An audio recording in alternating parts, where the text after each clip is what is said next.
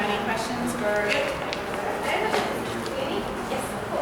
I was wondering, with class, what kind of, you might have said, what kind of credits the students have that were in the class? Is it a required class? Is it elective? Are they mostly sociology majors? Is it science, biology? So it's our Tom 3D, which is a special topics course. And students have to take a special topics course for your major, but they don't have to take that one in particular. Okay. But every student in our class takes. No, just if you're a sociology or top major, and I actually process communications and sociology. Okay. So they're mostly all sociology. No, and actually students from across the university will take those courses. I've had business majors, I've had a lot of international areas. In fact, this particular course, a lot of them are international area studies majors programs.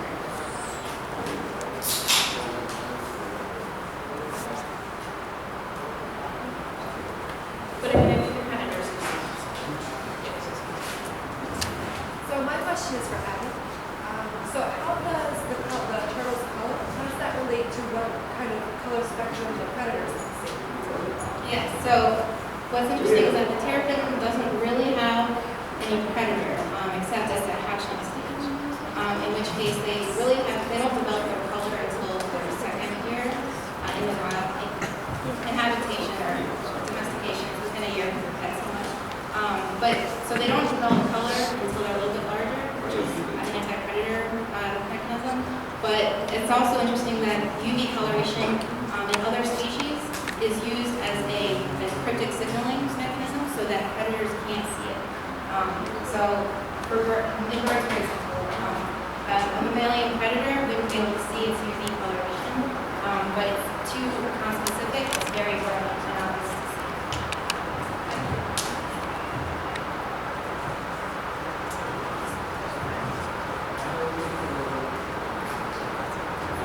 My question is, why would a device be required, especially if the device has gone through a lot of testing by FDA before the device was approved? That would be what is the reason? I don't want to say too much, I don't want to get in trouble, especially because certain devices are in litigation, so you can't watch what you say. What testing has been done, if you look at medical devices, they go in waves. So for a while, the plastic components of medical devices, especially where the plastic implants were having huge problem, then they got back. So they're like, oh, let's work on the metal part. And so they did. And so actually, we look it up at conferences that we knew this was a problem 30 years ago, why did we do this again?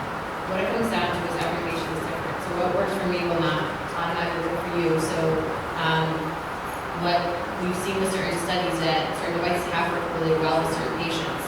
If the doctors are very selective who they give it to, and they do testing. So there needs to be testing done. If I have an allergic reaction, which I actually can't wear certain metals on the skin, it's not going to do well in my body, we know that. So what happens is they don't know, and then the FDA wants to protect patients, and they're going to pretty much say you can't put these in anymore. I mean, so it's the FDA makes the decision, but when they actually review someone's application, they just get huge binders full of information. They don't actually test in-house these devices.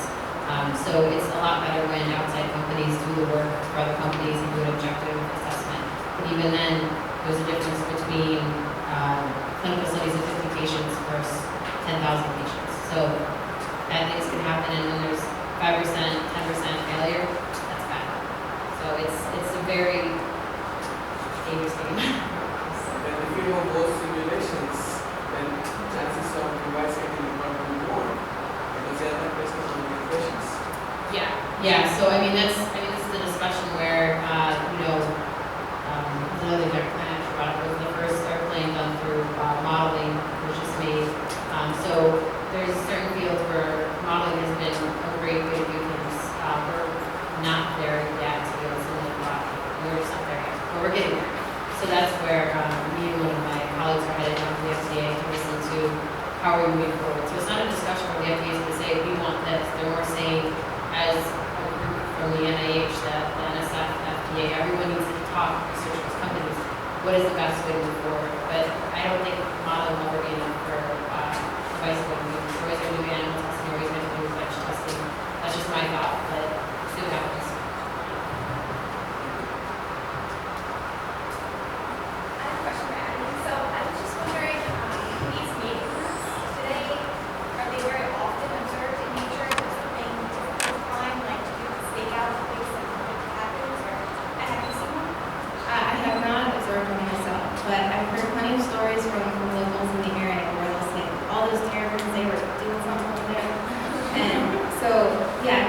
are certain areas where they'll tend to go back to year after year, but knowing when exactly will happen is difficult to determine. So yeah, I could probably stake out a site for the beginning of the spring and try to see one, but it's very difficult to actually witness one. Usually it's tapped out from it. And it may not be in an area where you could easily get to if it's out in the water. But yeah, I mean, there have been a lot of anecdotes out there. There's no publication about what actually happens during mating aggregations, but just from hearing what people say, it's basically research.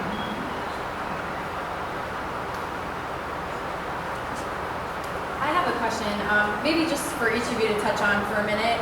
How did you really get into your research? I mean, I know you could go on forever, but what is it that really got you into what you're doing and kind of kept you hooked? I'll start. So it came from multiple directions, I guess. So my brother worked with vision of primates for his dissertation work, and so I grew up kind of being interested in visual abilities and coloration and that sort of thing. So when I started my work and seeing the terrapin and how colorful it was, like, oh, what can they see? Like, does this affect their interaction ecologically? And so that's kind of where that came into play. But I also just love color, like playing with color. My mom will attest that I love quilting. I like putting different colors together and making them do different things. So this isn't actually the research of big transportation, this is sort of a side project. And I'm a community organizer before I came back to study at Drexel. I had a career in the nonprofit world, and I still work actively in flow of communities of Philadelphia. So when I happened upon a chance to start teaching service learning classes or other classes on service learning priorities, I decided to go ahead and pursue this, and then ran into a lot of people who were involved with this. It's a shoot off of a group called Inside Out, which was for the prisoners and the training. My undergrad was actually mechanical engineering, and I played softball and started jamming my knees early, and realized that I should get involved with something that I actually just better knees. So I'm very interested in retrieval analysis, because I get to do mechanical materials, all sorts of engineering at any given day. So for me, it's really just, I know we're all looking longer and just wanting to make better devices for our own. Too much about that's what I do. So what I was struck by when we had a discussion about our research was the different ways in which all of your research is integrated into our Drexel community as well as our Philadelphia community and actually the New Jersey community too. So I was wondering if you could each talk about how your research is important for the community and how you would like ideally to integrate what you do with the community, what the benefit is for our community as well as for Drexel. So this is actually something I thought about the other day when we were talking about being healthier. And so the big issue that surgeons have is they have people come in for surgery that are 400 pounds that want a new device. And the problem is if you aren't active, the device will fail because you're just going to have terrible tissue growth that's not actual into the body. So you're actually community thing, and it's not, we collect devices from all over the country, but what we see every time is the heavier the patient, the higher risk that it's going to fail. And I think being healthier is a big deal, and unfortunately we can't get out there and say that, but I think that's something that, at least for medical devices in general, if you're healthier, it's better. I don't do as much with the community, but I think that'd be an interesting thing for our healthcare folks. Yeah, so we're kind of like a conservation lab. So we often have outreach classes or groups and attempts in newspapers to kind of tell the local community about the terrapin. And it's often difficult because it's, why do we care? It doesn't affect us, that sort of thing. But we always struggle to communicate the fact that the terrapin is an important part of the ecosystem. It's part of the biodiversity of our planet, and if we say let's clear out the terrapin, where do we stop? Let's forget about everything else. So what we try to do is explain that the terrapin performs an ecosystem service for us, and that keeping things clean and as nice as we can is to everyone's benefit in the long run. So we struggle with that communication, but we do have we have Earthwatch groups that come out to our site that we teach and train, and they help us do our research. And yeah, so that's what we try to do. So for my research, I can really only focus on the Drexel students because the other students that I teach, the ones from the community, are protected in a way where we would let them actually show you their knowledge. But that doesn't mean that I don't look at them. I'm their professor, they're taking this credit for, they're taking this course for credit. They're actually participating in a university environment. And for many of them, it's the first time that's happened. One of my students is homeless. A few of my students have come back from being incarcerated. Many of my students are out of work and have been for a very long time. And so this is a huge self-esteem awareness for them. They're able to come in, participate in the classroom environment, and they really come in feeling like they can do it, and they really leave understanding that they can be a university student. And I had a student come up to me, she came in her first homework assignment, and she just said, I don't know what I'm doing, I haven't turned in homework in 3 years, this has just been something that I'm used to, can you tell me what I'm supposed to be doing? I said, okay, I'll read it, I'll let you know.